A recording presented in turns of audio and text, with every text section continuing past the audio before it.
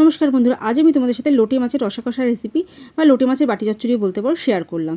তো তার জন্য আদা রসুন কাঁচা লঙ্কাটাকে পেস্ট করে নিয়েছি। আর এদিকে লোটে মাছ একেবারে কড়াইতে নিয়ে তার মধ্যে পেঁয়াজ কুচি, আলু কুচি, টমেটো কুচি, আর এদিকে ওই পেস্ট আদা রসুন কাঁচা লঙ্কার পেস্ট, গোলমরিচ গুঁড়ো, নুন, হলুদ, লঙ্কার গুঁড়ো, জিরের গুঁড়ো, আর একটু সর্ষের তেল আর কালো জিরে দিয়ে ভালো করে ওর মধ্যে খুন্তি দিয়ে মেখে নিতে হবে। হাত দিলে হয়তো হাতে জ্বালা করবে, তার জন্যে খুন্তি দিয়ে ভালো করে মেখে রেখে আর ওই মিক্সির বাটি ধোয়া জলটা দিয়ে দেবো। আর তার মধ্যে একটুকুও জল দেবো না, দিয়ে এবার সেটা গ্যাসে বসিয়ে দেবো। প্রথমে একটু ঢাকা দিয়ে বসাবো, কিছুক্ষণ পর ঢাকাটাকে খুলে দেখবে এরকম জল ছেড়ে দিয়েছে। জল ছেড়ে দেওয়ার পর আর ঢাকা দেওয়া যাবে না, এই জলেই মোটামুটি আলুগুলো সেদ্ধ হয়ে যাবে। তো এইভাবে ঢাকা চাপা দিয়ে রান্না করে করে একেবারে জলটা এখন শুকিয়ে যাবে, উপর থেকে ধনেপাতা ছড়িয়ে দিয়ে সার্ভ করে দেবে। তো হয়ে গেল লোটে মাছের রসা কষা রেসিপি। ভিডিওটা কেমন লাগলো তোমরা অবশ্যই জানিও। Subscribe please.